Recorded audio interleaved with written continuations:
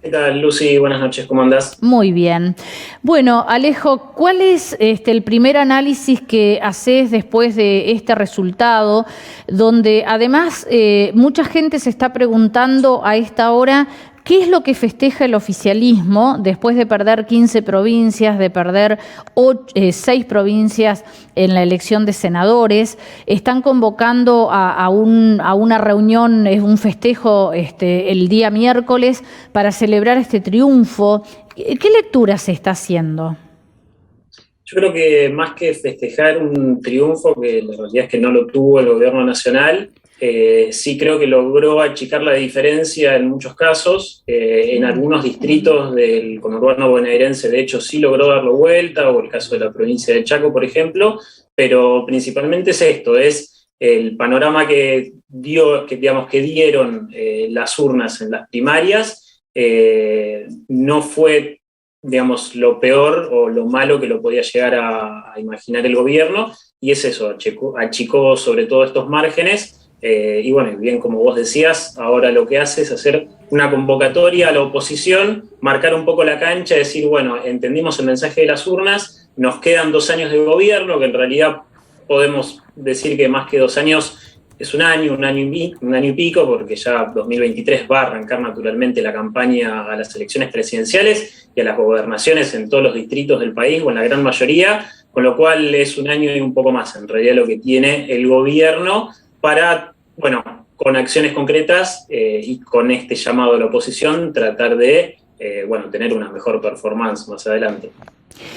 Alejo, ayer algunos fueron un poquito más allá en este análisis, porque si nos ponemos a hilar finito, fíjate que en los festejos, digamos, en los discursos del Frente de Todos, prácticamente nadie mencionó a Cristina. Todos sabemos las diferencias que hay entre Alberto, Cristina y, bueno, y todos los que están alineados detrás de ellos dos. ¿Puede ser en algún punto que hayan festejado un triunfo sobre el kirchnerismo? Porque, a ver, ¿quién es quien más pierde? Cristina en el Senado, ¿no? Que pierde su quórum propio.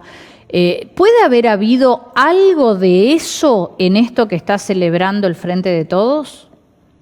Yo particularmente no lo vería por ese lado. Creo que sería escarbar por ahí demasiado en cuestiones internas que son lógicas, como lo hablamos en su momento, ¿no? Cuando fueron, que saltaron por el aire, digamos, la no unidad que uno pensaba que tenía el Frente de Todos, y que es natural en todas las coaliciones partidarias, coaliciones electorales, o en este caso coaliciones de gobierno.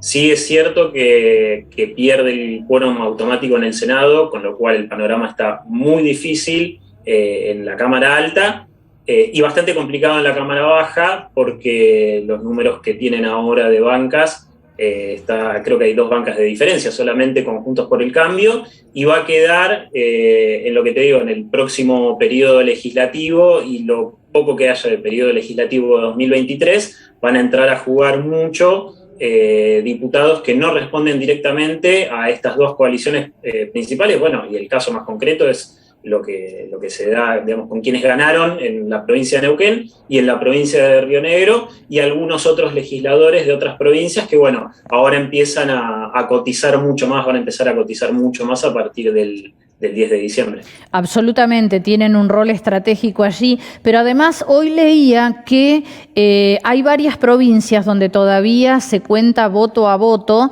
y en La Rioja especialmente grandes chances de incorporar todavía un diputado de la UCR, restándole uno al Frente de Todos, por lo que la Cámara Baja podría quedar en un empate en 117. O sea, está cada vez más interesante esto hasta que tengamos el escrutinio final, ¿no?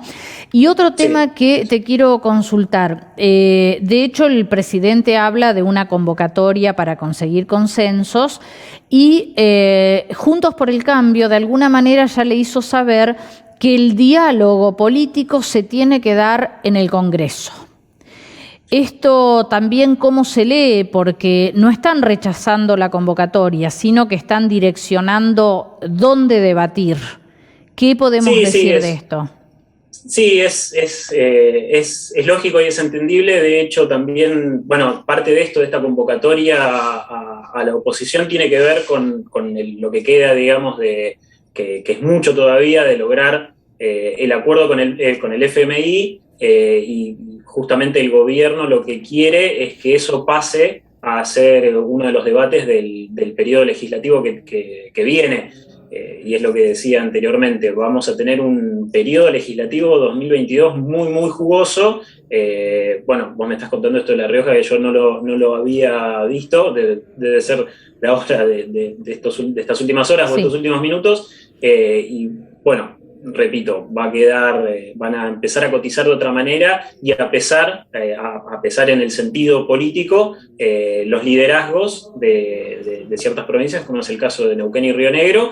Y sí, es el ámbito legislativo, digamos, es donde se tiene que dar este tipo de debates, con lo cual me parece que bueno, es interesante si lo vemos desde los dos lados, digamos, el gobierno que quiere llevarlo a ese punto y la oposición que también quiere, en parte, correrse un poco de una cuestión más simbólica y dejar justamente de ver cómo termina arreglando o negociando con determinados legisladores. Uh-huh.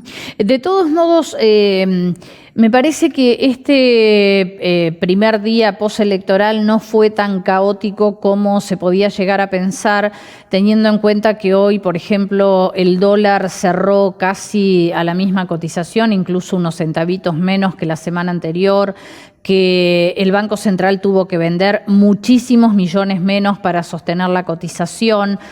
Por ahí se pensaba que con una victoria de Juntos ayer, hoy el descalabro económico podría ser mayor. Sin embargo, hasta ahora tenemos una cierta calma, ¿no?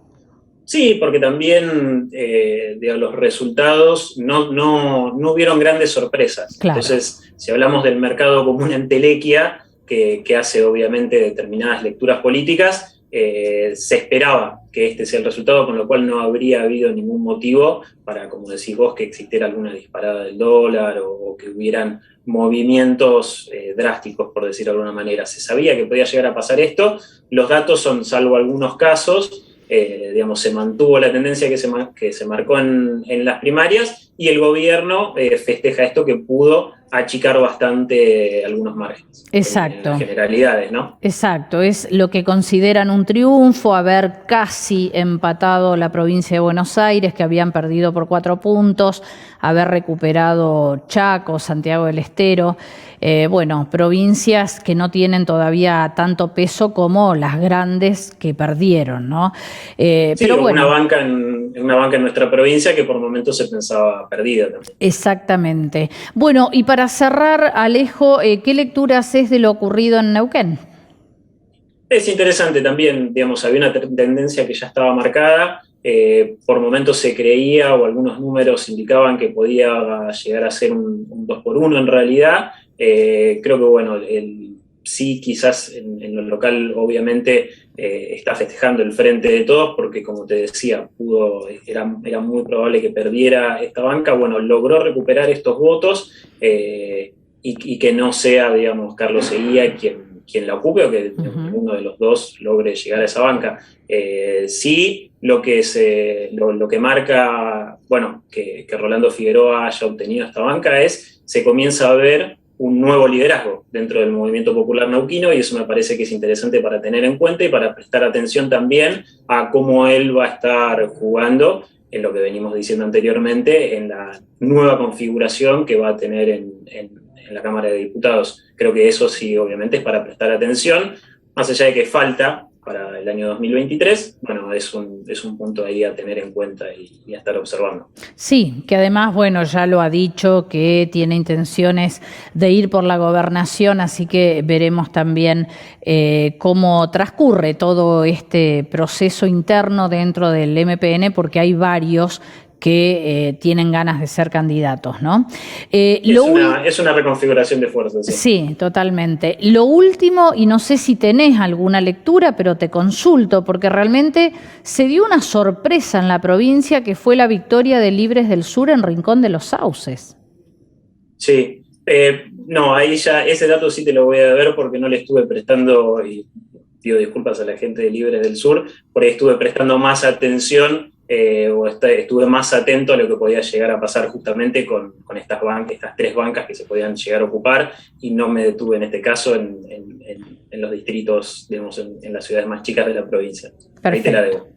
Bueno, no hay problema. La verdad que nos sorprendió un poquito a todos y no creo que haya mucho análisis todavía al respecto, más allá de la influencia de algún dirigente local que arrastró muy bien y generó este triunfo, ¿no? Que creo que muy pocos esperaban. Bueno, no, Alejo, sí, igual es inesperado, pero ahí más que eso un poco te debo el análisis. No hay ningún problema. Alejo, como siempre, muchas gracias, un gusto hablar con vos y bueno, analizar un poquito lo que está ocurriendo a nivel país después de estas elecciones generales.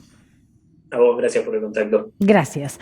Alejo Pacetto es politólogo y bueno, nos ayudó un poquito más a analizar el resultado de estas elecciones generales que le decíamos ya prácticamente no va a arrojar demasiadas sorpresas, hay un escrutinio provisorio, faltan muy pocas mesas, pero sin embargo esta tarde se conoció ese detalle de que hay 2 o 3 provincias donde todavía se pelea voto a voto alguna banca y puede generar alguna modificación, alguna sorpresa todavía en la conformación de la Cámara Baja, así que es un tema que hay que seguir atentamente.